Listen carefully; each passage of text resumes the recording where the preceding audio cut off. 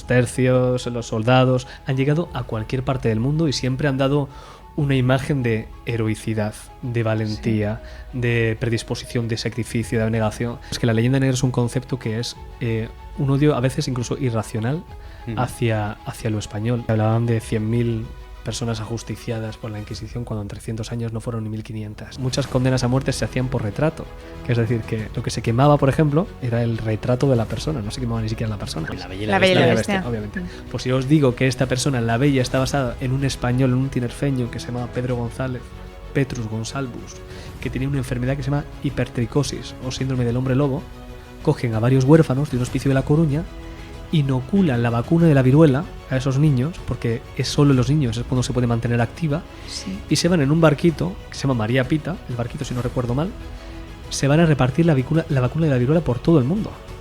Es la primera expedición, por eso es expedición filantrópica de la vacuna. Está basado en una historia real de Juan Ortiz, que es un español que se pasa 11 años esclavizado con los indígenas y es salvado por Ulele, la hija de la tribu, del jefe de la tribu, que le salva. Y los ingleses lo incorporan en la tercera edición de John Smith y Pocahontas. Yo en el terreno laboral sirvo a la ciudadanía, al ejército de la ley del espacio, a las fuerzas armadas, a mi país, al fin y al cabo, daría hasta la última gota de sangre por mi país.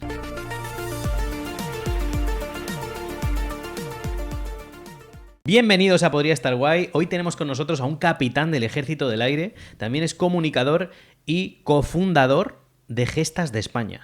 Además, conoceremos las funciones que realiza dentro del ejército y nos adentraremos un poquito más en la historia de España. Conoceremos algunos de sus héroes, heroínas, leyendas y algunas gestas. Hoy tenemos aquí el enorme placer de tener aquí a Manuel Ángel Cuenca. Manuel, bienvenido. Muchísimas gracias por querer estar aquí y querer compartir un ratito con nosotros. Y antes de empezar, cuéntanos, ¿quién es Manuel?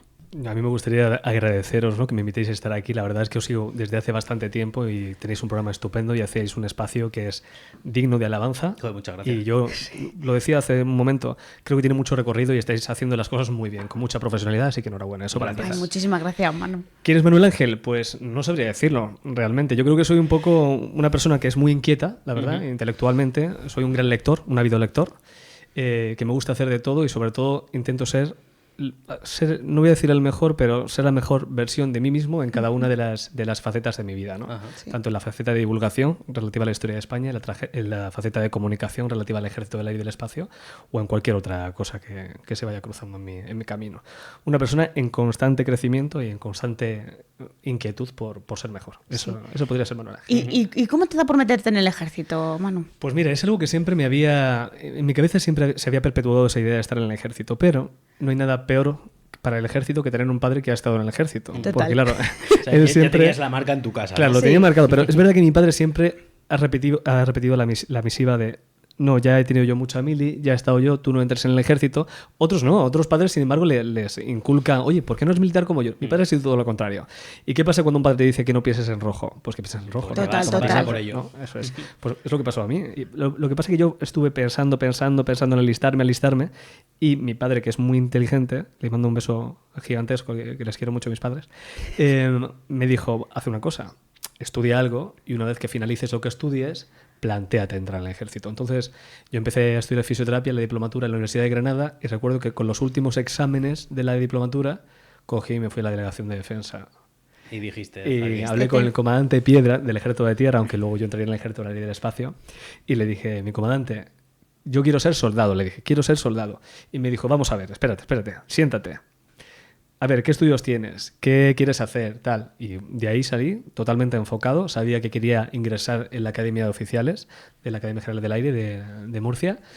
Y dije: bueno, este año lo que voy a hacer, voy a probar la oposición y el año que viene me preparo en condiciones, tal. Llegué a casa, se lo dije a mis padres y mis padres me dijeron: estás loco, perdido, tal, ahora que va a terminar la carrera, bla, bla, bla.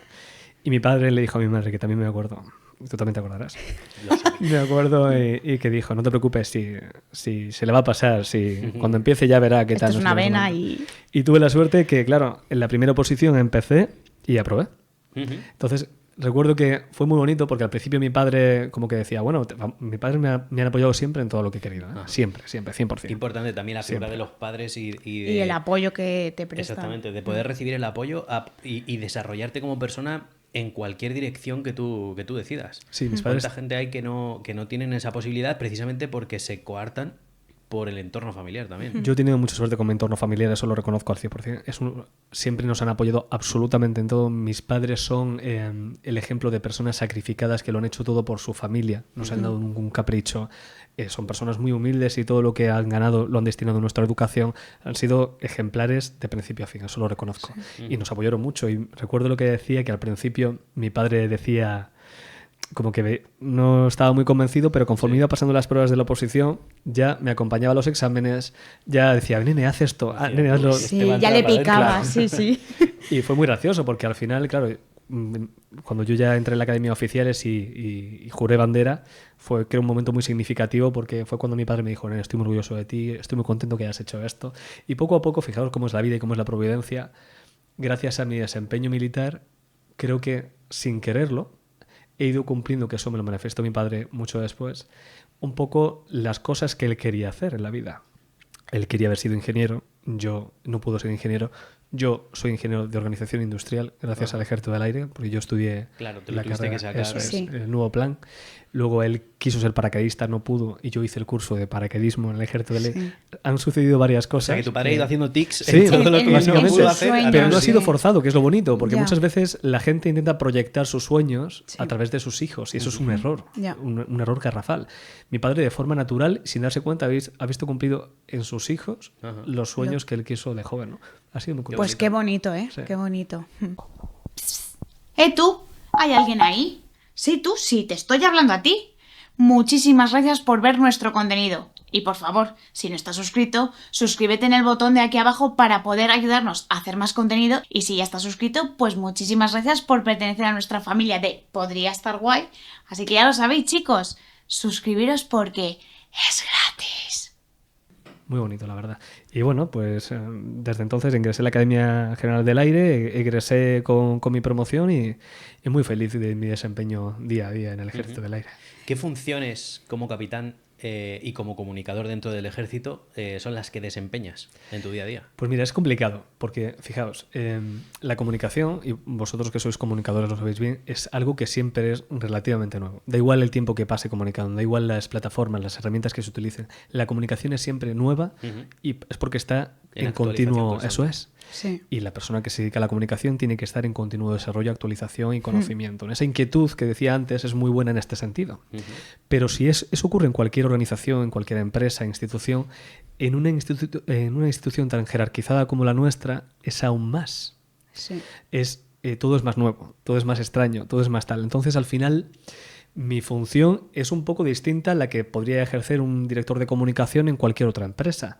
Porque somos un poco el puente que une a lo institucional, que es el Ejército del Aire y del Espacio, con la ciudadanía a la que servimos. Y tenemos que tener una dualidad, una doble naturaleza, una muy apegada a la ciudadanía y una muy pegada, ¿no? Entonces, al final, somos realmente un puente. Creo que yo no soy periodista, tengo que decirlo. Sí tengo un máster de comunicación social de la defensa, sí me estoy formando continuamente, pero no soy periodista, soy ingeniero, como he dicho antes. Sí, tienes mil cosas. Tengo mil cosas, pero no soy periodista. Y es verdad que yo, por la vida civil, podríamos decir, como empecé con el tema de la divulgación antes de dedicarme a comunicación en el Ejército, pues una persona a la que admiro muchísimo, que hoy es general, pues estaba yo destinado en León de profesor en la Academia Básica del Aire, donde egresan los sargentos suboficiales del Ejército del Aire, y yo empecé a hacer mis pinitos en radio, en televisión, en entrevistas, tal, a colación de Gestas de España. Él me vio, se presentaba en algunas, y yo decía, ¿qué hace aquí el coronel? Pero bueno, ahí estaba. Usted me está bichando aquí. Sí. Y cuando él ascendió y se fue a jefe de gabinete del jefe de Estado Mayor, fue cuando me propuso ir a liderar un poco la comunicación. Y bueno, llegué aquí y me encontré pues un panorama muy curioso. Tuve la suerte de que justo cuando llegué había gente que ya llevaba tenía una gran experiencia en el mundo de la comunicación dentro del aire, pero eran, digamos, de la vieja escuela. Sí. Ojo, que esto no quiere decir que no tuviesen no compartiesen, de hecho la siguen compartiendo, esa inquietud que tengo yo, de mejorar, de hacer cosas, de tal. Pero creo que, sinceramente, y aunque no suene suele un poco prepotente, mi llegada fue un revulsivo que era importante en ese momento. Y tuve la suerte de que justo cuando llegué yo, un poquito antes, llegó una soldado que ahora es cabo, Sí. que se llama Loreto, que es que me acompañó mucho en esa primera parte del proceso y que sigue conmigo en el equipo, y que con el esfuerzo de todos los integrantes del departamento de comunicación, pues hicimos una gran labor que seguimos haciendo, ¿no? O sea, fue un poco revolucionario, ¿no? Por así decirlo. Sí, O sea, llegaste, patada Claro. a la puerta, esto es Sí. España. realmente Y dijiste, fue "Ah, patada a no". la puerta, ¿eh? Porque llegué, es verdad, y llegué un poco... Además, yo venía con la concepción de la Academia Básica del Aire, en la que yo era jefe de una escuadrilla, Sí. instructor, un tío que creo que tenía un componente humano bastante importante, pero en ciertos contextos también era muy estricto, Ajá. y llegué con esa mentalidad de ser muy estricto. Con la vara. Sí, con la vara. Pero es verdad que luego al final, bueno, pues después de ese primer momento de vara, ya automáticamente pues lo que hicimos fue constituir un equipo de amigos dentro del departamento. Y es verdad que aunque fue revulsivo para nosotros, yo soy plenamente conocedor de que de puertas afuera unos pensarían que no fue lo suficientemente revulsivo y otros pensarán Que son demasiado. que es demasiado. Pero es lo bonito de nuestra idiosincrasia y de nuestra labor día a día, ¿no? Que nosotros creo que vamos evolucionando en comunicación, lo vamos haciendo bien, vamos creciendo poco a poco, aunque siempre pongo el mismo símil. Habéis visto la película de Atrápame si puedes, ¿no? Sí, de Leonardo muy DiCaprio. molón. Sí. Muy buena. Esa me hace mucha gracia porque siempre que Tom Hanks, creo que es el que está, ¿no? De Sí, bueno de sí, la película. sí, ¿no? sí. El poli. Siempre que va como a pillar a Leonardo DiCaprio, Leonardo DiCaprio siempre le lleva unos días por delante o Sí, le hace el tiene lío la y sale, triquiñuela ¿no? Eso perfecta es. para que no le pille. Justo, pues eso creo que nos pasa a nosotros. Intentamos avanzar en comunicación y cuando queremos comunicar como en 2024, a lo mejor ya es 2030. Pero bueno, Claro. lo importante es que vamos avanzando. Y se trata de ir poco Es a poco. verdad esto que dicen que siempre las instituciones son como muy lentas a la hora de tomar decisiones, a la hora de cambiar, de adaptarse, y puede esto influir también a la manera de comunicar.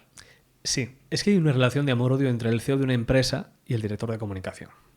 Porque por varios y en homólogos, compañeros míos de departamentos homólogos, no es cosa del Ministerio de Defensa ni es cosa del Ejército del Aire. Es algo que Es es una permeable constante. a todas las instituciones.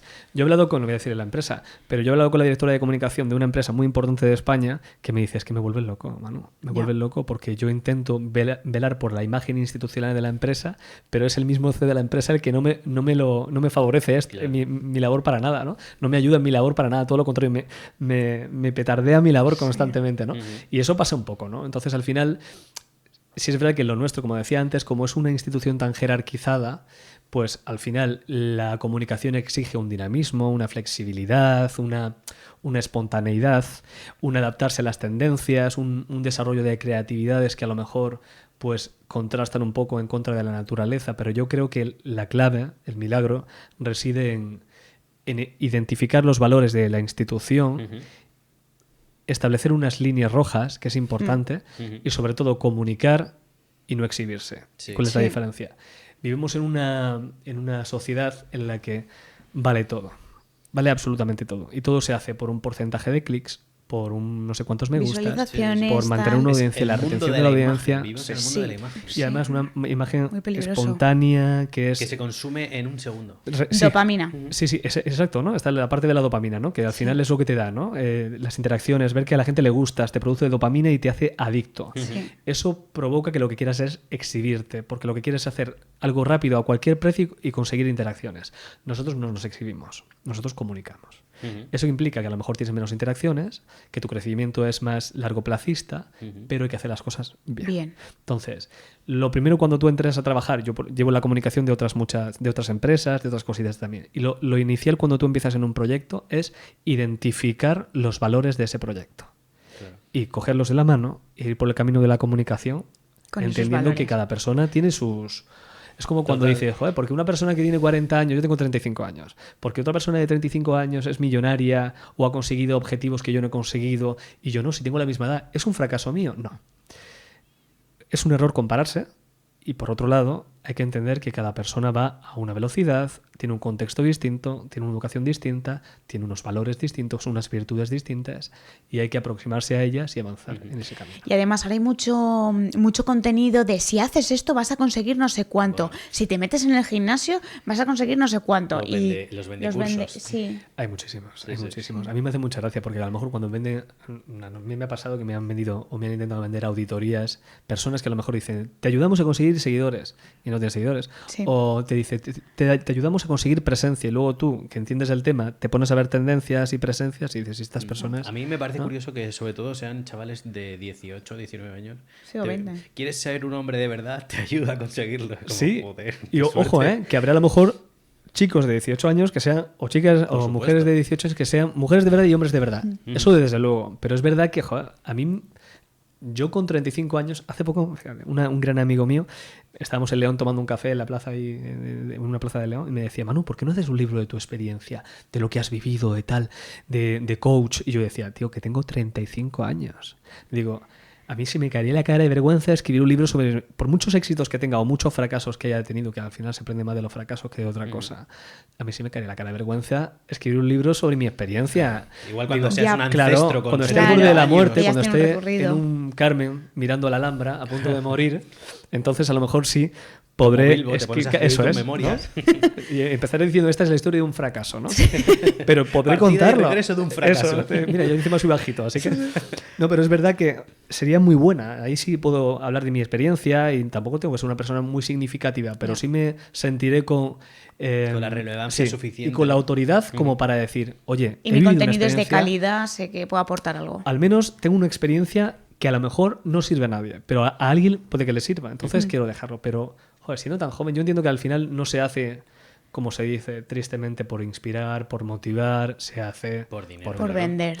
Al final hay mucha gente que es mercenaria y es lo que ya está. Oye, Manu, y antes has hablado de los valores. Entonces, Sí. ¿qué valores consideras Sí. que tiene que tener alguien que se dedica al ejército? O alguien que pertenece al ejército. Es una pregunta muy difícil. Te podría responder institucionalmente y decirte, en el Ejército del Aire hay una IG 004, valores y liderazgo en el Ejército del Aire, y son valores que vienen marcados por una instrucción general, es cierto, pero los valores para mí que son fundamentales, sí o sí, son el sacrificio. El sacrificio es fundamental en cualquier fuerza armada. Hace poco otro gran amigo mío que se llama Iker Echeverría, al cual mando un abrazo gigantesco, que es un gran abogado, le hacían en un programa, le preguntaban sobre la milicia. Ajá. Y él decía que los militares son verdaderos héroes. Pero no porque salven a gente de un incendio, no porque vayan abandonen su hogar para irse a guerras extranjeras, no. Porque son gente que cobra poco, hace mucho y nunca se queja. Entonces, el sacrificio, la abnegación es algo fundamental en las Fuerzas Armadas. El decirle a una persona, hoy tienes que quedarte hasta las tantas de la tarde, tantas de la noche, jornadas de 24 horas, 48 horas, lo que haga falta. Y yo hablo por mi equipo o por los otros destinos en los que he estado. Os prometo que yo jamás he recibido esto no, es que mira que llevamos tantas horas. No, todo lo contrario. Siempre, vale, adelante. O sea, ese sacrificio que tienen, que forma parte de ellos mismos, que están dispuestos a darlo todo sin recibir nada a cambio, porque aquí no se pagan las horas extra, que es lógico, Ya. ¿no? Es fundamental. Para ser un buen militar hay que ser una persona abnegada y sacrificada. En segundo lugar, que también va un poco enlazado con esto, es el tema de la disciplina, ¿no? La disciplina en las reales ordenanzas dice factor de cohesión que obliga a mandar y obedecer lo mandado. Será practicada y exigida en las Fuerzas Armadas como norma de cohesión. Creo que me acuerdo de la academia todavía. ¿No? La disciplina es fundamental. Que te den una orden y la cumplas. Obviamente hay órdenes que no se cumplirían porque van en contra de preceptos de la Constitución, tal, pero esas órdenes, gracias a Dios, no se reciben en las Fuerzas Armadas. Pero cuando a una persona le dices, esto es lo que hay, y hacen como nosotros decimos, primer tiempo de saludo, eso es increíble. Y es lo que hace que funcionen tan bien las Fuerzas Armadas y también es lo que hace que muchas empresas quieran fichar militares. Que Ya. cada vez lo estamos viendo en los últimos Eso lo he visto tiempos. mucho. Últimamente, nosotros mismos, en mi equipo hemos recibido mucha llamada de muchas empresas para ficharnos, pero nosotros amamos lo que hacemos y estamos encantados. Pero es cierto que una persona obedezca sin... Bueno, Casi no voy a decir sin rechistar. criterio, pero porque el criterio lo conoce muy bien, sabe muy bien lo que hay, ¿no? Efectivamente que no rechiste y que obedezca es fundamental. Y luego, Creo que podría decir muchas otras. Podría decir la lealtad, el honor, pero voy a decir una cosa y es la solidaridad. Y esto no lo escucharé mucho, pero es algo que, a colación de lo que ha acontecido hace poco, el tema de los trágicos acontecimientos de La Dana, es muy significativo. Y es que la solidaridad de las Fuerzas Armadas es increíble. Ya no solo en la dimensión militar, sino en la propia calle. Creo que yo puedo saber perfectamente quién es militar y quién no lo es en la calle, andando por la calle. La persona que cuando alguien se encuentra en una situación de vulnerabilidad o simplemente para abrir una puerta o para llevar una bolsa, ayuda, siempre está ahí. Cuando recibe malas palabras y calla, no responde, sigue haciendo su trabajo de forma estoica, ¿vale? Solo por la íntima satisfacción del deber cumplido. Esa solidaridad con la ciudadanía a la que sirve cualquier militar es increíble. Y la he visto aquí y la he visto en otros países, en Estados Unidos, en Australia, lo he visto en Japón. La solidaridad puede ser un valor que bueno, es común a todos los militares y eso me encanta. Tú que has estado en diferentes países con diferentes ejércitos, ¿qué percepción tienen del ejército español en otros sitios? A nivel ejército, ¿eh? O sea, otros militares, ¿qué percepción tienen de vosotros? La verdad es que es buenísima. O sea, yo es que me da mucha pena, porque a veces tenemos nosotros una percepción mucho peor de nosotros mismos que las que tienen fuera. En Estados Unidos, hace poco está feo que lo diga, pero yo recibí una felicitación del jefe de Estado Mayor alemán de la Luftwaffe el otro día y dirigió a mí, la hizo extensiva a mi equipo por el Pacific Skies, la vuelta al mundo esta que hicimos, ¿no?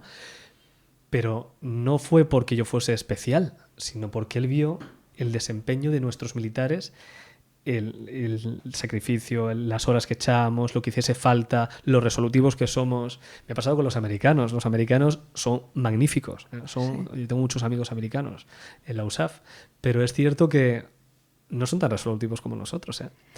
Hay un problema y se bloquean. Ellos se bloquean. Nosotros no. Nosotros tenemos la picardía española. Espera, vamos a ver.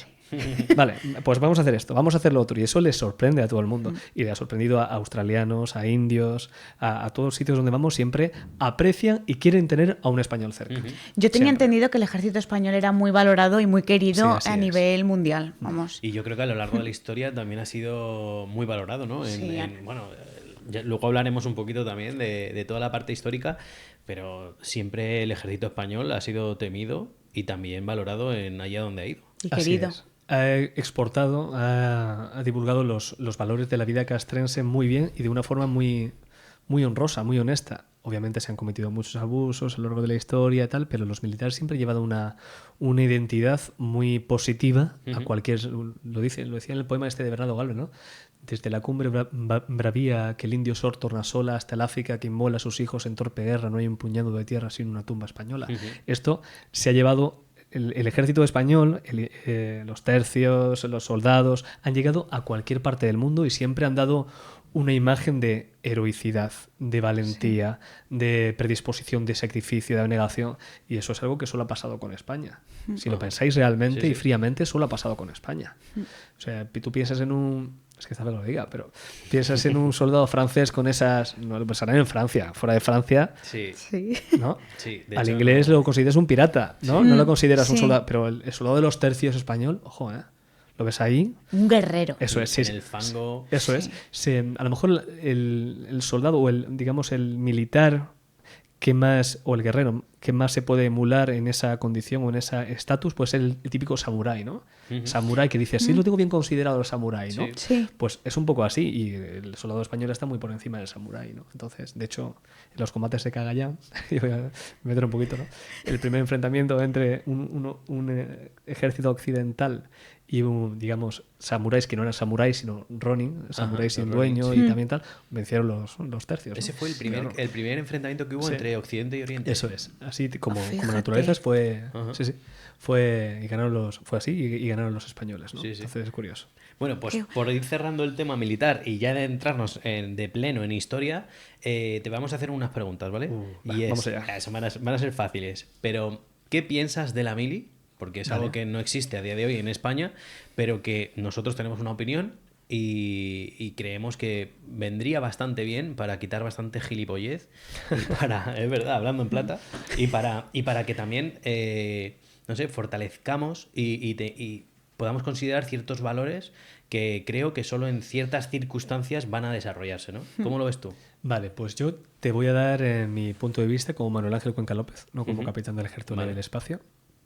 En primer lugar, a mí me parece que el servicio militar obligatorio es muy buena idea. Es muy buena idea en la última versión del servicio militar obligatorio. Yo entiendo que hay gente que es objetor de conciencia, que no quiere coger un arma, y me parece muy bien. Pero hay otros aspectos en los que se puede ayudar. Yo lo que haría sería, o bien haces un servicio militar obligatorio, o bien haces un servicio a la ciudadanía. Un servicio social. Sí. Un servicio social. Una residencia, un comedor social, lo que sea.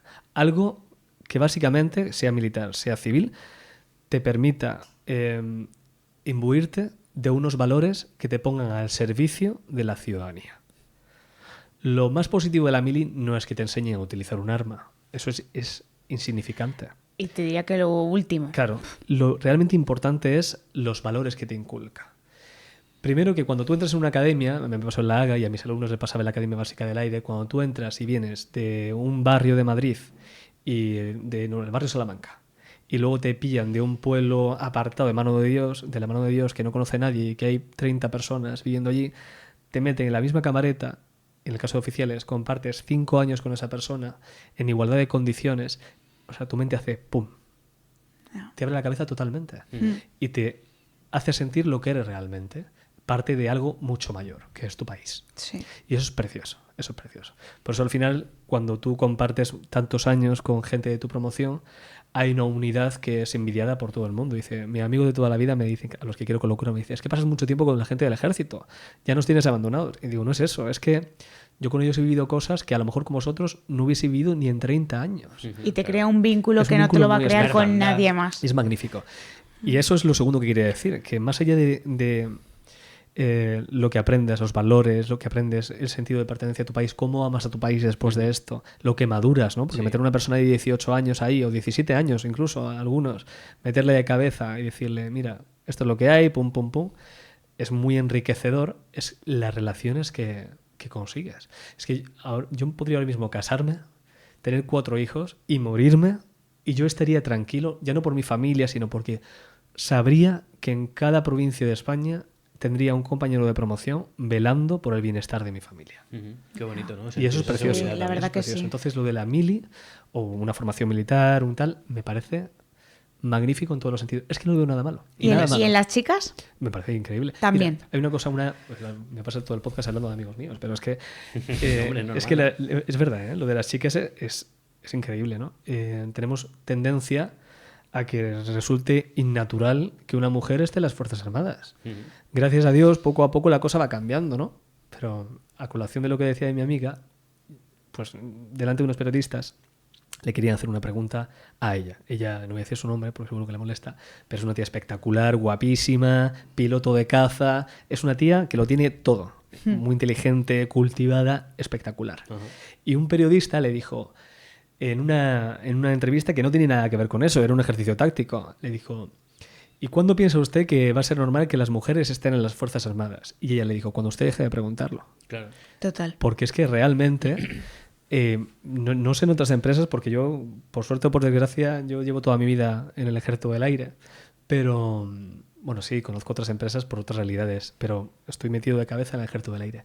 Pero la realidad es que yo siempre he percibido la institución, a mis compañeras, en igualdad de condiciones que nosotros, pero en todos los sentidos, ¿eh? En todos los sentidos. Y no he visto nunca, que lo sabrá, posiblemente lo sabrá porque el ser humano es imperfecto y las instituciones son imperfectas, pero yo nunca he visto una prelación, un beneficiar a una persona por encima de otra porque sea mujer, ¿no? Y si ha habido un conato de eso, ha sido la misma mujer quien ha dicho, no, por aquí no. Yo soy igual que mis compañeros. Y eso es increíble, ¿no? Y eso lo he visto día a día en el ejército, día a día. Nadie se ha aprovechado, yo al menos no tengo la experiencia, de nadie que se ha aprovechado por ser mujer o por ser hombre, nada, todo lo contrario. Es que también la ley, por ejemplo, si ahora entráramos en un enfrentamiento militar, en una guerra abierta contra otro país, y hicieran un reclutamiento forzoso, solo reclutarían hombres. Entiendo. No, Reclutaremos a todo el mundo. ¿Sí? Eso es lo bonito. También reclutan a mujeres. Claro a que día sí, de eso hoy. es lo bonito, pero bueno, Yo no sabía, por eso lo teníamos esta pregunta para de hacértela. todas maneras, eso tendría que ser. Mira, nosotros, para que eso ocurriese, tendría que ser una situación totalmente gravosa. Y eso no se va a dar, gracias a Dios. Entre otras cosas, porque estamos en una organización, formamos parte de la OTAN, estamos respaldados por un paraguas muy potente, muy grande. En primer lugar, tenemos unas fuerzas armadas muy nutridas que están preparadas, tecnológicamente preparadas para responder a cualquier vicisitud que ocurra con total capacidad, pero es que aparte de eso tenemos a nuestros míticos reservistas. En el peor de los casos en que no podamos afrontar un conflicto, tenemos a muchas personas en la reserva que están preparadas para ser activadas en cualquier momento. Ajá. Quiero decir que eso sí, mira, es una cosa que yo me gustaría que toda la ciudadanía optase a eso. El reservismo, como decimos nosotros, son personas que utilizan sus capacidades en la calle, su formación, tal, para servir a las Fuerzas Armadas en cosas que a lo mejor no son tan naturales. Por ejemplo, en el ejército no tenemos fisioterapeutas. Ah, ¿Vale? mira. Pues un fisio puede activarse como reservista. O, no sé, o Eso, un como tú, odontólogo. como tal. ciudadano Como ciudadano, particular. sí. Tú haces una ¿Y oposición. tenéis enfermera? Enfermeros sí tenemos, pero bueno, también hay reservistas enfermeras, Vaya, también por los hay. Una cosa es que haya esas capacidades, que en este caso sería cuerpos comunes, pero otra cosa es que se necesiten más. Entonces, se activa yo tengo una amiga que es enfermera, tengo amigos por todos sitios, y que se activa como reservista. Entonces, sí, en el caso de que se diese eso, un reclutamiento forzoso que nunca va a ocurrir, ya te digo, lo que se recluta es al ciudadano, no Ya. se recluta al hombre o a la mujer, se recluta al ciudadano. A ciudadanos, Vale, independientemente es que de yo lo que tenía sea. entendido que se reclutaba siempre al hombre, a la mujer. No. O por lo menos históricamente así Históricamente es como ha sido. sí que ha sido Históricamente sí, así. históricamente, bueno, pues también hay que decir que ha habido muchas mujeres que históricamente han formado parte de las Fuerzas Armadas, ¿no? En los libros hablamos de algunas de ellas, ¿no? Sí, que vamos a entrar ahora. pero es cierto que ahora estamos en una situación de igualdad plena y quiero ver. Pero ya digo que está tranquilo porque eso no va a pasar. Bueno, y ahora pasamos a la parte de las gestas, ¿no? Manuel, por favor, porque ha escrito varios libros referentes a la historia de España y a la historia del mundo.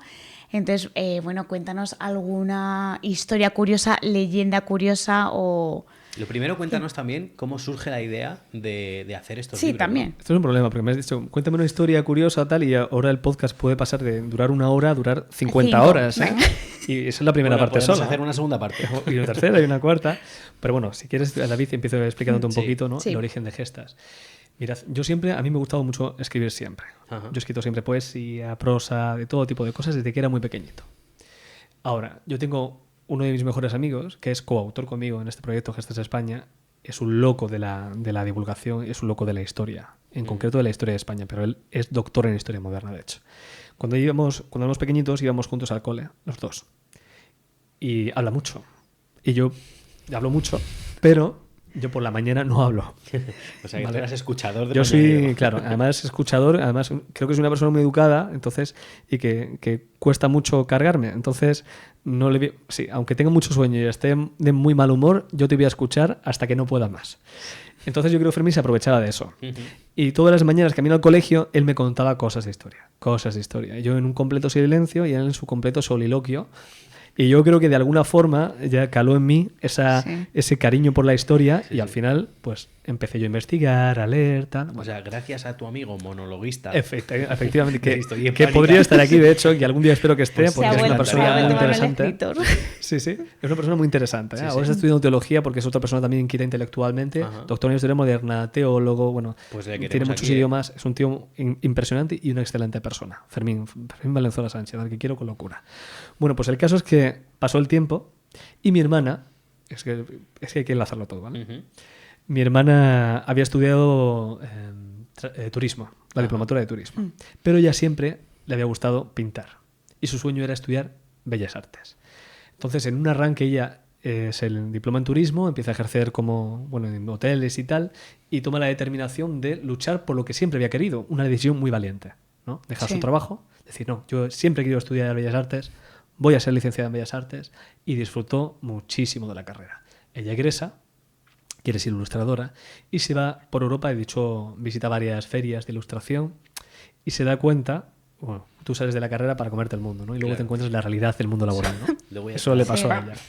Y dijo, es que no hay nada. No hay nada. Es que no puedo dedicarme a esto. Y yo veo ya como ella pega el bajón, ¿no? Entonces, un día que yo conozco, me enfrento a la figura de Blas de Lezo, que ahora es muy conocida, por aquel entonces, 2017, nadie la conocía, bueno, nadie, poca gente la conocía. De hecho, me gusta pensar que nosotros con nuestro libro infantil tuvimos algo que ver en que la figura empiezase a divulgarse más, ¿no? Yo le digo a mi hermana, Tata, yo a mi hermana le digo, Tata, ¿y si hacemos algo juntos? ¿Y si yo escribo una historia en verso sobre Blas de Lezo y tú la ilustras? Y joder, intentamos hacer algo conjunto. Y me dijo mi hermana, vale. Lo hicimos, tal. Sacamos el primer álbum ilustrado, Blas de Lezo y la defensa de Cartagena de Indias. Y se lo mandamos a varias editoriales. Y todas dijeron, no. Y dijimos, bueno, pues de aquí hemos llegado. Qué suerte la nuestra. Y mi hermana, que es mucho más inteligente que yo, dijo, oye, nene, ¿y si hacemos un proyecto? Ella me dice, nene, si hacemos un proyecto de mecenazgo. Y yo no estaba muy por la labor. Un crowdfunding, ¿no? Sí, un crowdfunding. Yo no estaba muy por la labor porque para mí era poner un compromiso a mis seres queridos. Porque al final, si no tienes un prestigio, no tienes una marca, no tienes una audiencia, hacer un proyecto de crowdfunding es decirle a tu padre, a tu tío, a tu hermana, a tu amigo, oye, dame dinero para mi capricho, ¿no? Pero claro, como era un poco unificar esa ilusión por haber trabajado juntos, por tal, dijimos, venga, vamos a intentarlo. E hicimos una cuenta de Twitter que se llama Gestas España. Y empezamos a poner el proyecto de crowdfunding y tuvimos suerte porque gente muy importante se cruzó con este proyecto. Pues Perreverte entre ellos, ¿no? Entonces, claro, lo compartieron, tal, lo dieron a conocer y el proyecto fue, vamos, visto y no visto, se hizo viral, se consiguió lo que se necesitaba, tal. Tanto fue así que quisimos sacar un segundo libro, Agustina de Aragón y el sitio de Zaragoza, otro álbum infantil y hacer una colección. Y ya con el segundo libro en producción, con el crowdfunding, que tardó 5 días en completarse, madre mía, ya nos empezaron a llamar las editoriales. Ahora sí. Ahora Claro, todos queremos de... Claro. Lo que pasa es que no dijimos que sí a ninguna que nos había dicho que no. Claro. Porque hay que ser de justicia. Sí. Por supuesto. Y empezamos con una muy pequeñita que nos apoyó, Eolas Ediciones, con la que seguimos trabajando por lealtad y por compromiso, porque hay que ser fieles y leales a las causas justas y a la gente que apunta por nosotros. Y ahora mismo que hemos firmado con Penguin Random House, con la editorial más grande del mundo, así que estamos muy contentos. Qué guay. Y bueno, Fermín en estos 2 libros no estaba al principio, diréis, claro, cuando nosotros vemos que esto pasa de ser un proyecto de mi hermana y hermano, algo más casero, algo más íntimo, a ser algo más importante, yo no soy historiador. A mí me gusta mucho la historia, pero soy divulgador. Pero necesitábamos a alguien en condiciones que diese criterio al proyecto, que diese, bueno, pues una profesionalidad. Y se lo dije a Fermín y Fermín me dijo, vale, Fermín a todo me dice que vale. Así que somos el triunvirato de la historia de España ahora, los 3. Pero qué bonito también poder realizar proyectos con tu gente, con tu familia, con amigos. Eso ¿no? es lo mejor, eso es lo mejor. Pues como nosotros. Sí, realmente sí. Por eso a lo mejor también tenemos esa, ¿no? Esa sensibilidad con vosotros, porque al final es un proyecto familiar y no hay nada más bonito que trabajar con tu familia, ¿no? Sí. Y mirar por el bien de este grupo, ¿no? Sí. Y es muy bonito que la gente quiera apostar por ti cuando no eres nadie. Sí. Y es muy bonito eso. Es verdad, la verdad. Ver cómo poco a poco también la gente que en tu entorno ve que no solo es una idea, ¿no? Que parte de ti, sino que poco a poco vas avanzando y cada vez se van dando cuenta la gente de, oye, pues a lo mejor hay que prestar un poquito más de atención o a lo mejor hay que echar una mano a esto porque parece que, ¿no? Que va tirando, sí. Y esa evolución del entorno también es bonito ver. A mí me encanta. Y es verdad que yo tengo que reconocer que he encontrado mi propósito. O sea, mi propósito, siempre la gente dice, hay que encontrar el propósito de tu vida, cuál será el propósito, se te revelará en algún momento en un sueño, ¿no? Estás soñando y de pronto se aparece una musa y te dice, tienes que hacer esto, tienes que fundar esto. No ha sido mi caso. Mi caso ha sido darme cuenta que mi propósito es servir a mi país. Sí. Y sirvo a mi país en el terreno laboral, en la vida civil y en la vida militar. Yo en el terreno laboral sirvo a la ciudadanía, al Ejército de la Ley del Espacio, a las Fuerzas Armadas, a mi país, al fin y al cabo, daría hasta la última gota de sangre por mi país, pero es que aparte en mi dimensión, en mi hobby, en mi dimensión civil, en mi dimensión social, sirvo a mi país, dando a conocer el pasado de mi país, fomentando ese sentido de pertenencia por la historia e inculcando a las futuras generaciones que hay cosas muy buenas de su legado que no son conocidas y que tienen que divulgar y tienen que ayudarnos a levantarlo. Entonces he encontrado mi propósito, servir a mi país. Sí. Pues vamos a hablar un poco también de ese legado y es que conocemos una cosa que es la leyenda negra de España. Y creo que la gente tampoco conoce bien y se deja llevar por comentarios, por impresiones O por lo que dice la gente por ahí. o por falsas, no sé, falsas noticias, falsas leyendas antiguas que han manchado mucho la historia y el nombre de España, ¿no? Así es. La leyenda negra es un concepto que es muy ambiguo y la verdad es que hay muchos autores que enfrentan diferentes orígenes sobre la leyenda negra. Algunos dicen que es origen inglés, otro francés, otro luterano. Hay de Bueno, todos inglés tipos. y francés, ya ves. Hay de todos tipos. Todos amigos. Amiga, ahora sí. Ahora todos amigos. Pero es verdad que al final lo que está claro es que la leyenda negra es un concepto que es un odio a veces incluso irracional hacia lo español. Y es también, de cierta manera, antihispanista, la leyenda negra. Y es un poco... digamos, en lugar de enaltecer las cosas que hemos hecho buenas, Sí. poner en valor solo las cosas que se han hecho malas e encima exagerándolas a otro nivel, ¿no? Sí. El problema de la leyenda negra no es lo que te intentan hacer creer, es que tú te lo crees. Y al final vemos en la sociedad española que nos hemos creído a pies juntillas lo que nuestros enemigos naturales históricos han querido que nos creamos. Sí. Y dejamos de lado toda fuente racional, dejamos de lado toda espíritu crítico, toda reflexión sobre este pasado, ¿no? Y al final eso también ha provocado otro gran problema, y es que la leyenda, siempre que hay algo muy radical, hay un opuesto muy radical. Se ha establecido... La ley del péndulo. Sí, se ha instituido una leyenda rosa, que también por otro lado lo que intenta es poner en valor solo lo bueno y exagerar lo bueno que ha hecho España, que parece ahora, hace poco vi un vídeo que me gustó mucho que decía, ¿sabías que el primer Velociraptor era español? ¿No? Ya todo es Y yo español. decía, claro, es que no es así, ¿no? Sí, sí. Entonces al final es un problema tanto la leyenda negra como la leyenda rosa, pero es verdad que la leyenda negra ha hecho mucho daño durante muchos años, vale la redundancia, y es natural también que ahora surjan ciertas iniciativas para intentar compensar ese, como decías, el efecto péndulo, ¿no? La leyenda negra yo creo que ha provocado, bueno, se habla en muchos conceptos, en muchos contextos de leyenda rosa, de leyenda negra, pero lo más acuciante podría ser lo relativo a la Inquisición española, Sí. ¿no? Que dicen que la Inquisición nació en España, que no es verdad.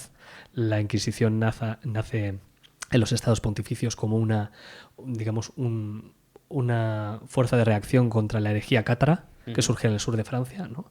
Que es una secta de la Iglesia, bueno, una secta considerada, ¿no? que se escinde de la Iglesia Católica y que, bueno, que estaba quitándole mucha importancia a la Iglesia Católica, y surge la Inquisición sobre esta, y todo lo relativo a la Inquisición española que se magnifica. Dicen, no, es que la Inquisición española mató a más gente que nunca, más brujas que nunca, no sé. Eso no es nada, no es real. De hecho, la Inquisición en Alemania, en Francia, fue mucho más dura que la española. Se habla de los crueles que fueron las torturas en la Inquisición española, cuando está totalmente injustificado. No digo que fuese santos Sí, todos. sí, ¿no? color Hubo de cosas rosa.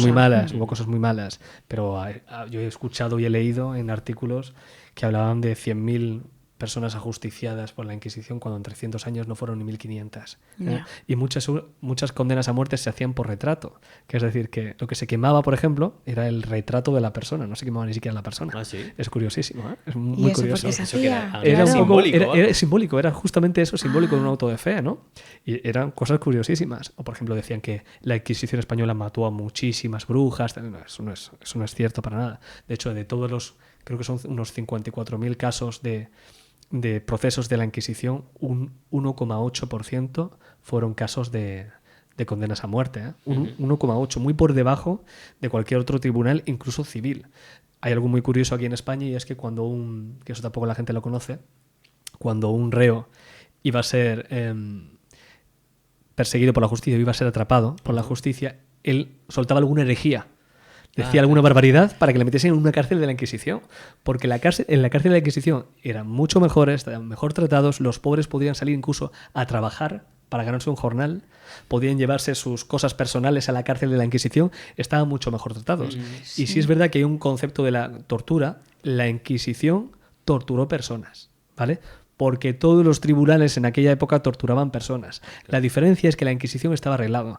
La tortura, de diferentes fuentes. Hay fuentes que dicen que como máximo podría ser 15 minutos y otros que como máximo podía ser 1 hora. En casos muy concretos, y solo había 3 tipos de torturas. Una es bueno, no sé cómo se llama ahora mismo, pero es lo que te ponen un trapo en la boca y te humedecen para ahogarte. Sí, para que te ahogues. Esa era una. Lo otro, si no recuerdo mal, era el potro, que te estiraban los miembros. Y luego otra cosa que era un gancho, que te dejaban caer sobre tu propio peso enganchado a una ¿no? no, qué horror. Pero bueno, solo eso. Lo que vemos en los museos de la Inquisición, que es Sí, lo que si la típico dama museo de de la tal, tortuga. que es todo El que está en mentira. Cantabria. Es todo mentira. El de Granada, el de Cantabria, el de Toledo, son todos mentira. Son todo lo que buscan es, pues la pasta, como se busca siempre. El morbillo. El morbo, eso es. Eso por un lado. Luego, aparte, todo lo relativo a lo indigenista. Que si España acusó un genocidio en América, que si devuélvanos el oro, todas esas cosas que son mentira. Bueno, son mentira. A ver, son mentiras. Hay que cogerlas con pinzas. Medias ¿vale? verdades. Son Medias exageraciones de verdad. Justo, son exageraciones. Cuando dicen, no, es que claro, vinisteis aquí a conquistar y a matar y tal. No, eso no fue así. Podemos decir que fuimos ahí a evangelizar, eso sí. A expandir la cultura, a expandir España, sí. A eso sí fuimos. A establecer territorios de ultramar que no colonias. A considerar a los indígenas súbditos de la monarquía española. A eso fuimos. No hay que olvidar que Isabel I de Castilla, que es mi reina preferida, mi personaje de la historia Y preferido, personaje es que me favorito de encanta, Raquel. es que me encanta. Es Yo que- la amo, es yo mi también. crush. Bueno, pues cuando traen los primeros indígenas aquí a España, ella es quien dice... No, de hecho luego deja fe de ello en su testamento, que son súbditos míos, no os doy derecho a hacer esto. Cualquier persona que sea conquistada es súbdito de la corona española, dadle sus tierras, son súbditos míos, respetar sus derechos, lo que luego degenera en las leyes de Burgos, que firmaría Fernando el Católico, ¿no? Que luego serían las leyes de Indias, que son las precursoras de los primeros derechos humanos. Y eso ocurre aquí en España a partir de los Reyes Católicos, ¿no? Todo eso. Luego el oro. El 80% del oro, que eso lo decimos en el libro, el 80% del oro y plata que se extrajo de América se quedó en América. Devuélvanos el oro, dicen. Vale, pues si quiere usted, pues desmantele usted las catedrales, desmantele usted, destruya los caminos y venda... Pero al final es todo, porque Es todo. también tú financias que se sigan haciendo viajes a América, con lo cual estás exportando cultura, estás exportando técnicas agrarias, estás exportando construcción, estás exportando estás exportando nuestra propia cultura Efectivamente. y creando Estás llevando todo. el entorno hispano. Es que lo que hicimos nosotros fueron virreinatos allí. O sea, eran virreinatos. Y al final es eso. Todo el oro que se extraía ahí, que luego es totalmente insignificante en comparación con el que se extrajo mucho después, hablo de cantidades, pues se ha proyectado en eso, en universidades, en educación. Y lo que se traía aquí era el quinto real, que ni siquiera llegaba aquí a España, porque luego se utilizó en la guerra de Flandes, en otras muchas cosas, ¿no? Entonces, todo lo relativo al oro, ya es que ya me canso de repetirlo, pero es que es una realidad. Luego, también eso de que genocidio, no, hombre, no. Es verdad que hubo conquistas violentas, porque es una conquista al fin y al cabo, pero no hubo un genocidio. Si no, solo hay que mirar la esfera anglosajona del norte de los Estados Eso te iba a Unidos decir. y de México, que también es norte, en Norteamérica, hacia abajo, el mestizaje que hay, Es ¿no? lo Y que todo te iba a eso, decir. todo el lugar donde estuvo españoles sigue habiendo razas, sigue habiendo etnias, sigue habiendo gente protegida.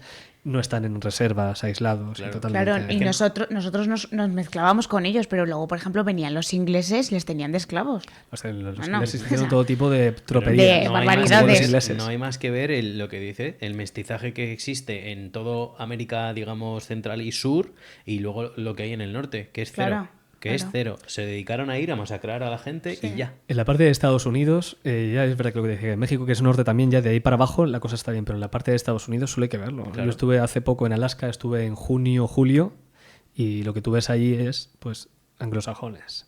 Pero en cuanto bajas un poquito, ya es... Además, no sé si os ha pasado, vais a cualquier país de Norte, Centro, Sudamérica, y tú te sientes muchas veces como en casa, pero ya no por el trato de las personas, sino por el contexto cultural, Claro. por el patrimonio que hay alrededor. Claro. Es que te ves perfectamente en una ciudad como Zamora. Identificado. Es que te ves ahí.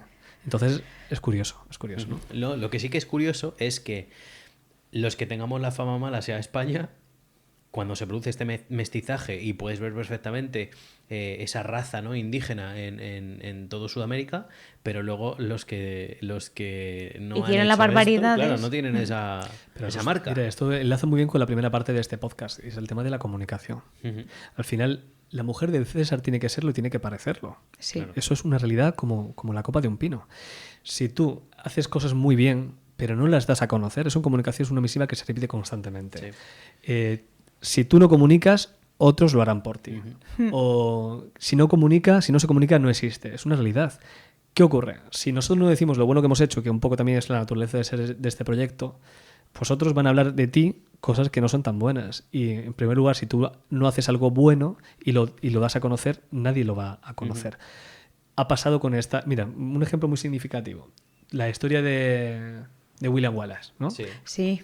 Esto es muy significativo. ¿Por qué? Porque William Wallace para los escoceses ni siquiera era el héroe que todos consideraban. El héroe para los escoceses era Robert Bruce. Pero ¿qué pasa? Que viene Hollywood, viene Mel Gibson, hace una película de la leche y tú dices que William Wallace es es el héroe máximo. Es el líder, es el tal, y no es una realidad. O a lo mejor ves otras películas que ensalzan realidades que no son para nada así. De hecho, el personaje que tú dices, Manuel, es que no me acuerdo el nombre, es el que le traiciona en la película. Sí, encima lo ponen de malo al pobre Robert. Claro. Claro, y al final eso es curiosísimo y eso es Hollywood. Mira, un ejemplo de uno de nuestros libros, de Gestas de la Historia de España, que también me gusta ponerlo en valor muchas veces. Todos conocéis a Oskar Schindler, ¿no? Sí. Una persona, por otro lado, con un pasado un poco turbulento, ¿no? Sí, también. Que luego es verdad que bueno, pues, cambió, ayudó a muchos judíos y tal, salvó a muchos judíos y tal. Vale. No sé cuántos judíos salvaría, pero lo que tengo claro es que hubo una persona española que salvó muchos más judíos, que fue Ángel Sanz Briz, el ángel de Budapest. Una persona considerada como justo entre las naciones por el pueblo judío. ¿Esto qué quiere decir? Que según eso, es una persona que se ha ganado la recompensa divina sin ser judío. Ajá. Y eso porque ha seguido los preceptos o las leyes de Noé, podríamos decir, ¿no? Ellos lo consideran así. Fue un señor que salvó muchísimos más judíos que Oskar Schindler, dándoles pasaportes, judíos húngaros, dándoles pasaportes sefardíes. Eso quiere decir que antiguamente sus antecesores habían sido españoles, solo que habían sido expulsados en 1492 por los reyes católicos, etc. Y luego en Navarra, luego en Portugal, tal. Bueno. Él dio pasaportes a estas familias para decirle que son españoles, y los sacaba y los salvaba. Y esto lo hizo extensivo luego a otros que no eran sefardíes, pero también era sefardía. Y lo iba repartiendo y salvó a 5.000. Esto ha colado. Oscar daba trabajo en sus fábricas. Eso es. Y esta persona que no la conocíamos daba pasaportes. Pues si Oskar Schindler salvó, no sé cuántos creo serían. Creo que 1.000. Pues mira, 1.000 y pico, no sé, los que 1.000 fuesen. y pico, sí. Pues el ángel de Budapest salvó a más de 5.000 judíos. ¿Se conoce? No, porque detrás de El ángel de Budapest hay una película un poco chusquera y nuestros libros, y detrás de Schindler pues estaba el famoso director de cine, que no me sale. Steven Spielberg. Steven Spielberg, gracias, Steven Spielberg. Entonces al final, ¿qué ocurre? Que cuando lo vendes bien, pues es una triunfada y todo el mundo lo conoce. Sí, verdad. ¿En qué época de la historia de España te hubiera gustado vivir? En el siglo de oro. Es que me parece, el siglo de oro me parece la mejor época de España en todos los sentidos. Me parece que hay una cantidad de poetas soldados que son alucinantes. Esa dicotomía del verso y la espada me parece súper bonito. Además, yo me siento muy representado con eso. Entonces, me gustaría tener mi capa y batirme en duelo cuando alguien me mira mal por la calle. Me el siglo de oro sería Góngora, Quevedo. Todo eso, claro, siglo de oro, efectivamente. Imagínate, es que es el mejor periodo. Una me encantaría. Me voy a afeitar, me voy a dejar el bigotillo así largo, me voy a poner mi sombrero de pluma. Pero es que es verdad. Es que a nivel estético también es increíble. Es precioso. Pero además es que es una época en la que España realmente, ostras, era la España que todos anhelamos. La España legendaria de la cultura, del expansionismo, pero un expansionismo racional y coherente, como decía, ¿no? Exportando la cultura española, lo mejor de España lo queremos repartir por todo el mundo. Y bueno, un desarrollo científico también, un desarrollo en las letras y en las artes. Es espectacular. Se podía comparar quizá un poco, ¿no?, a la romanización que de vivió también hecho, España. Sí, podríamos hablar un poco del imperio, ¿no? El imperio español podría ser un símil con el imperio romano. Y es que no hay que olvidar, y otro gran amigo lo dice, que también somos romanos, ¿no? Sí, España también es romano, ¿no? Somos romanos de alguna forma, ¿no? Pero sí, podría ser un poco esos césares romanos se podían extrapolar a nuestro César, ¿no? A Carlos I de España, V de Inglaterra, ¿no? Nuestro César, a Felipe II, ¿no? Donde no se ponía el sol. Donde no se ponía el sol. Imagínate qué locura, ¿no? Sí. Qué locura. Pues me encantaría vivir en aquella época. Ya. Pero bueno, esto tampoco está tan mal. Cada época tiene sus luces, tiene sus sombras y es bonito por supuesto, vivirlas. todas sus cosas buenas y sus cosas malas. Si no, también la comodidad la comodidad que tenemos ahora es brutal. Claro, la verdad que sí. Yo prefiero, la verdad, vivir en esta época a morirme de un resfriado en aquella época, ¿no? Sí, la cosa es verdad. De hecho, yo en aquella época ya estaría muerto hace bastante tiempo. Bueno, Manu, y también dentro de la historia de España hay ciertos reflejos en las películas de Disney. Sí, que lo ¿no? hemos visto por me encanta hablar de eso. Entonces, por favor, cuéntanos cuéntanos alguna algo. curiosidad de eso. Buah, puedo contar muchas cosas. De hecho, esta mañana he estado leyendo justamente una cosa que no tenía yo muy clara y que no había visto. Y mira que yo soy un fan de Disney. Yo siempre he dicho que me encanta mi trabajo, pero yo si dejase mi trabajo por algo sería por trabajar en Disney. Es que me encanta. ¿Tienes ganas de ir? De verdad, lo digo de corazón, Sí, ¿eh? sí. Porque es que me gusta mucho toda la cultura, eso de llevar... un poco lo que me gustaría hacer con Gestas de España, que manda narices que hayan tenido que venir unos franceses aquí a España a montar este parque cuando podremos haberlo hecho nosotros. Pero bueno, que yo lo que intento con Gestas es llevar la historia de España, proyectarla a través de la ilusión en las nuevas generaciones, ¿no? Entonces que los niños se sienten identificados, que hablen de héroes, que jueguen con espadas, que se pongan una careta de Blas de Lezo, cosa que hemos hecho en muchos colegios. Me acuerdo una vez, y hago un break rápido, que fuimos a unos colegios de Sevilla a hacer un tour organizado por una profesora. Fuimos a varios colegios a hablar de gestas, de cuentos, tal. Y en uno de ellos todos los niños tenían parches de Blas de Lezo y había una chica disfrazada de nuestra Agustina de Aragón y se había aprendido el cuento que estaba en memoria y lo recitó. O sea, y dije, estamos haciendo las cosas bien. Pues yo encuentro un poco ese símil con Walt Disney, salvando las diferencias, claro. Mi Mickey Mouse sería el Blas de Lezo que hicimos al principio. Y es que me encanta mucho, la forma que tienen de transmitir de ese universo de fantasía, darlo a conocer a todo el mundo. Me parece increíble. Bueno, pero... Y esta mañana estaba viendo justamente algo muy curioso y fue el corto que empezó en el 1946, a hacer Walt Disney con Salvador Dalí. Ajá. No sé si lo habéis visto, se llama Destino. Sí. Es espectacular, no lo había visto, ¿eh? Y hoy lo he visto, he empezado a leer sobre él y me parece alucinante. Ellos empezaron esta colaboración en el 46, pero justamente la compañía de Disney tuvo muchos problemas financieros por la Segunda Guerra Mundial, después de la Segunda Guerra Mundial, y al final tuvieron que abandonarlo y fue el sobrino de Disney quien lo retomó y él terminó el corto y es espectacular, me gustó mucho. Hay otro corto también, el primer corto en el que Disney gana un premio Oscar, es el de Fernandinho el Toro. Ferdinando, gracias. Sí. Ay, Ferdinando el Toro. Peli. Sí, pues este Nosotros corto... la vimos hace poco no una habíamos semana. visto. Que se ve el puente de Ronda de fondo en una de las Está muy bien la escenas. peli. Está muy bien. Y va Ferdinando el Toro a ser toreado en Madrid. Sí, en la Sí, venta. en la En las ventas. ventas, que es curiosísimo. Pero bueno, esos son guiños, porque es verdad que Walt Disney tenía mucho cariño hacia la cultura española y es verdad que Disney hizo una cosa muy buena y es que incorporaba el patrimonio de muchos pueblos y de muchas culturas en sus películas para que todo el mundo se sintiese partícipe de Disney. Identificado, Y claro. es genial. Pero De es hecho, verdad... Perdona, no. dime. El castillo de Disney es uno que está en Alemania. Sí, bueno, De ojo, hecho. depende del castillo. Porque, por ejemplo, el castillo de Blancanieves está basado en el Alcázar de Segovia. Ujú. Fíjate. De hecho, lo reconoció Disney hace poco. Siempre había como una pequeña... decir, no, es que creemos que tal... No es que hace poco la corporación reconoció que el castillo de Blancanieves está basado en el Alcázar de Segovia. Ajá. Pero es que hay muchas más referencias de la historia de España en cosas de Disney. Y os pongo dos ejemplos muy significativos. El primero de ellos. Si yo os digo... a ver cómo lo proyecto. Bueno, una persona llena de pelo que se enamora de otra mujer, que se enamora de una mujer y se acaban casando y la persona está encantada y tal. ¿En qué cuento pensáis? La Bella y La Bella y la La Bestia. obviamente. Pues si os digo que esta persona, la Bella, está basada en un español, en un tinerfeño que se llama Pedro González, Petrus Gonsalvus, que tenía una enfermedad que se llama hipertricosis o síndrome del hombre lobo, Ujú. y que fue adoptado por unos franciscanos y por avatares del destino. En el transcurso, cuando iba a ser presentado, cuando era un niño de 10 años, lo cogieron de Tenerife porque era tinerfeño, lo metieron en el barco, lo fueron a llevar a España, pero fue atacado por unos corsarios franceses. Cogieron al pobre Petrus Gonsalvus y se lo llevaron a la corte francesa. Por eso La Bella y la Bestia está basado en una historia francesa, ¿eh? Sí, justo. Ojo. Enrique II le adopta, lo lleva a su corte, le da una educación. Enrique II, que era una persona muy cultivada, a pesar de ser francés, podría comunicarse con él en español, y le da una educación, lo forma, acaba siendo una figura predominante en la corte de Enrique II, y cuando muere su gran protector, Enrique II, la mujer de Enrique II casa a Petrus Gonsalvus con su bella particular, que es Catherine, que es una dama, una cortesana de la reina. Al final tienen hijos, algunos heredan la enfermedad, otros no, la hipertricosis, pero en eso se basan luego para escribir el cuento de La Bella y la Bestia. Qué curioso. En esa historia española, pero es que hay más. Si yo te digo una india que salva a un explorador de ser asesinado por su padre, por ser sacrificado por su padre, ¿en qué pensamos? En Pocahontas. Sí. Uy, estás a tope, David. Se ha visto las de Disney. Sí, sí. Se ha venido preparado. He tenido mi cultura Bien, infantil. bien. Tú eres de los míos, gracias. Pues claro, tú piensas en Pocahontas, pero si te digo que ese momento de ese sacrificio que incluso ha sido proyectado en obras Ajá. de arte no ocurre en Virginia, sino en Florida, en la Florida. ¿Esto por qué es?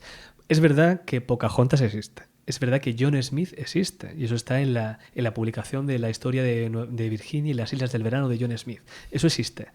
Pero la incorporación de que la hija del jefe de la tribu salva al explorador está basado en una historia real de Juan Ortiz, que es un español que se pasa 11 años esclavizado con los indígenas y es salvado por Ulele, la hija de la tribu, del jefe de la tribu, que le salva. Y los ingleses lo incorporan en la tercera edición de John Smith y Pocahontas, incorpora ese salvamento porque poco antes se ha traducido la historia de Juan Ortiz y han dicho, ostras, es un pleno momento histórico en el que los ingleses buscan más heroísmo, más ensalzar su historia, y conocen la historia de Ortiz y la incorporan a la de John Smith y dicen, ala, esto queda aquí, nadie se da cuenta. Sí. Y fijaos, Pocahontas nace de eso. Pocahontas nace de una historia española, de Juan Ortiz con Ulele. Madre Pocahontas y mía, John qué Smith. curioso. Dicen que por eso también John Smith en la película tiene un morrión español. Sí, sí. Es verdad. Es curioso, es curioso. Y muchas cosas más así, hay muchos más guiños, ¿no? Podríamos hablar de Robinson Crusoe, la historia de Robinson Crusoe, que aunque no sea de Disney, también está basada en una historia de unos náufragos españoles. La historia de Moby Dick está basada también, que eso lo contamos en España y en el mundo, está basado también en unos cazadores de ballenas que son vascos. Sí, sí. O sea, hay muchísimas referencias de Que España. no sé si era en Finlandia, que tenían una ley, o en Islandia, que hay una ley en la que se podía cazar, todavía se podía matar a personas vascas hasta hace bien poco. Sí, me suena algo así, precisamente ¿eh? para proteger de los cazadores de ballenas. Sí. Desconozco realmente si, o sea, no sé cuánta, porque yo para esto soy muy precavido, ¿eh? Cuando escucho leyenda o escucho rumor, digo, vamos a ver, y en las fuentes, ¿no? Pero es verdad que lo he escuchado con mucha asiduidad. Sí, y sí. puede ser igual que hasta hace poco había un pueblo de Granada que estaba en guerra con Dinamarca. Ah, sí. Sí. Porque eso es curiosísimo. Cuando España declara la guerra a Francia por la francesada, la mal llamada guerra de la independencia, la francesada, cuando entra Napoleón, ¿no? invade España, pues obviamente España declara la guerra a Francia y a Dinamarca, que por aquel entonces era aliado de Francia. Pues ¿qué ocurre? Que en un fervor patriótico, un pueblo de Granada que se llama Huéscar Les declara la guerra también. De verdad, es que... Pues nosotros también. ¿Qué pasa? Que cuando llega la paz nadie se acuerda de eso. Sí. Y hace poco se dieron cuenta de que Huéscar seguía en guerra con Dinamarca. Entonces llevaron embajadores daneses para establecer la paz, para tal.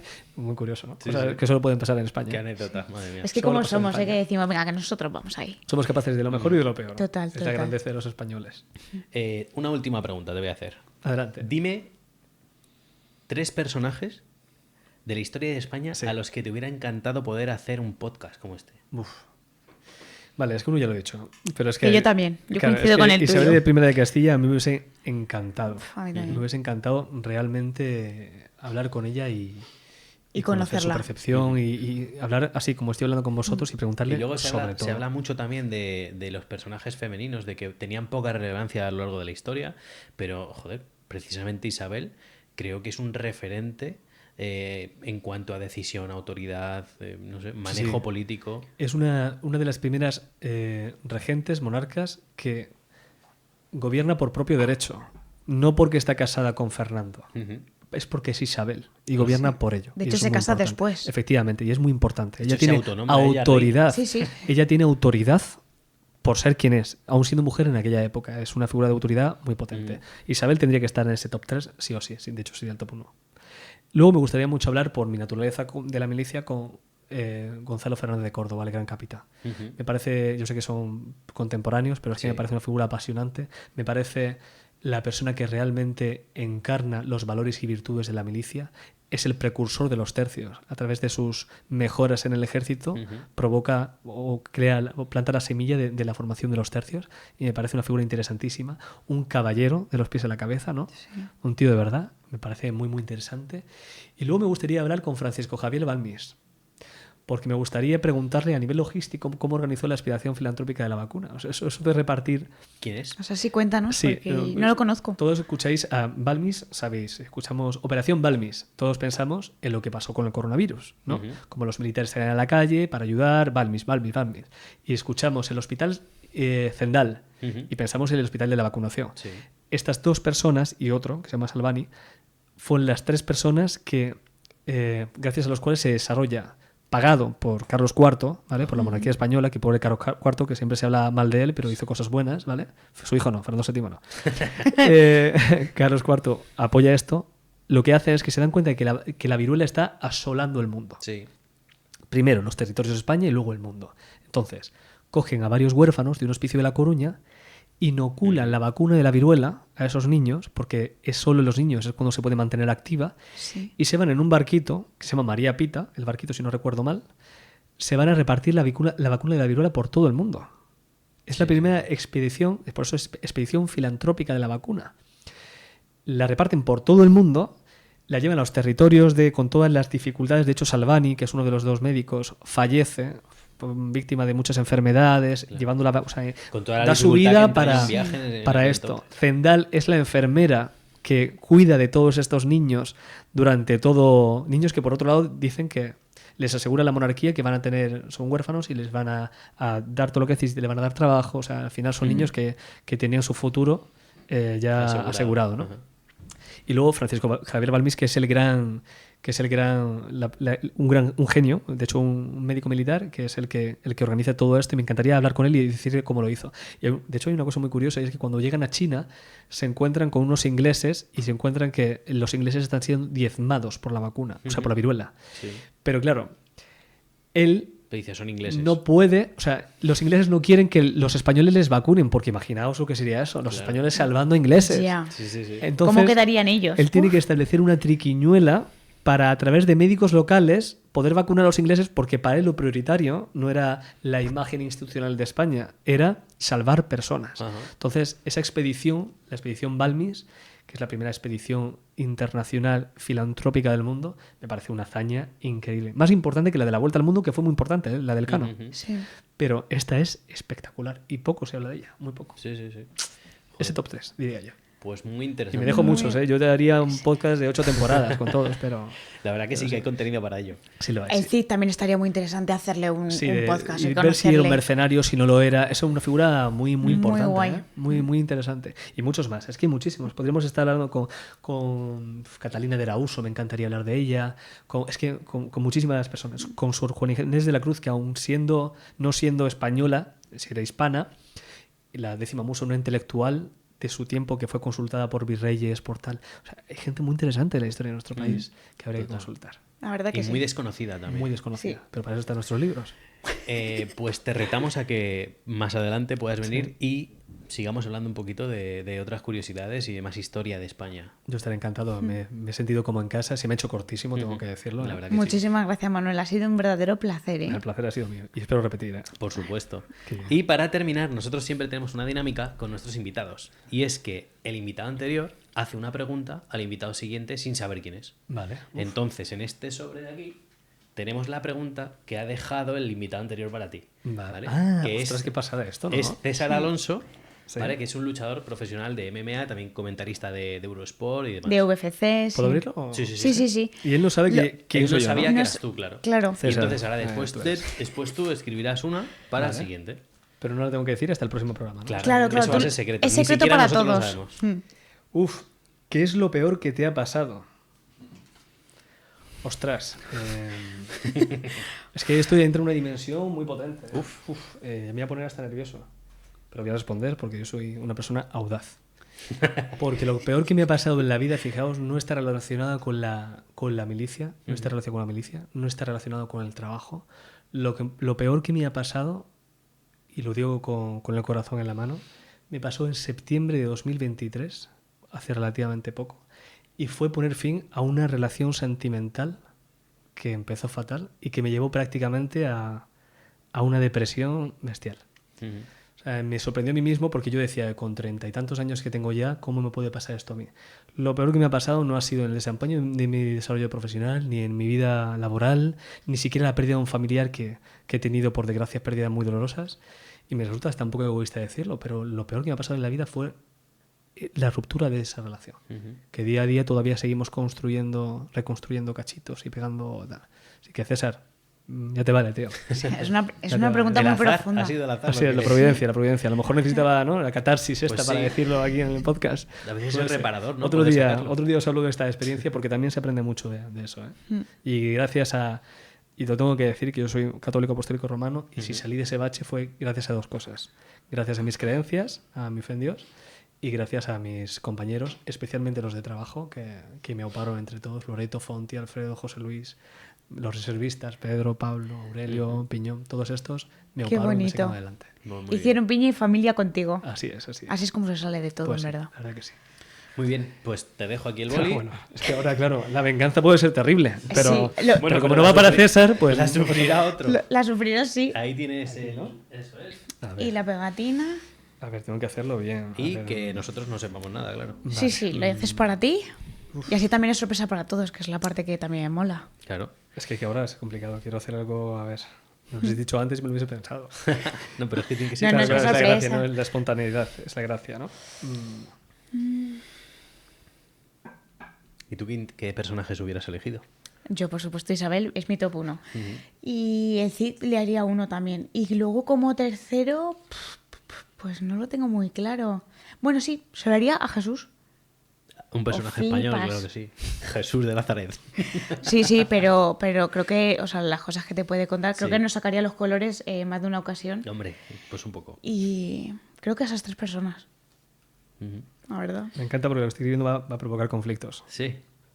A ver, con que sea una pregunta, vale, ¿eh? Sí, sí. Porque sabemos que escribes libros. ¿Y tú? Pues mira, no lo tengo claro. Porque, por ejemplo, coincido plenamente en Isabel. Ya, Es, es uno- que... es un personaje que me encanta. Pero, por ejemplo, me gustaría mucho poder hablar con Quevedo. Me Con parece Quevedo. un personajazo Es una gran también. elección, ¿eh? Y sobre todo la gente con la que se rodeaba, los amigos que tenía. Te dejo la pegatina por aquí. Perfecto. Ahí está. Los amigos que tenía, la gente que se rodeaba, la de Sus cosas que luchas. debería de saber de la corte y de todo. Vamos a cerrarlo bien por aquí y lo guardamos para el siguiente invitado. Perfecto. Así que, Manuel Ángel, un placer haberte tenido aquí con nosotros, haber podido compartir este ratito, habernos dejado conocerte más a ti y conocer más la historia de España, y te esperamos pronto. El placer ha sido mío. Gracias por esta oportunidad, ¿eh? Y espero volver porque he estado muy cómodo como en casa y me reitero lo que dije al principio de este podcast. Estáis haciendo un trabajo magnífico y os deseo mucho éxito, que estoy completamente convencido de que lo vais a tener. Muchas gracias. Muchísimas gracias, Manuel.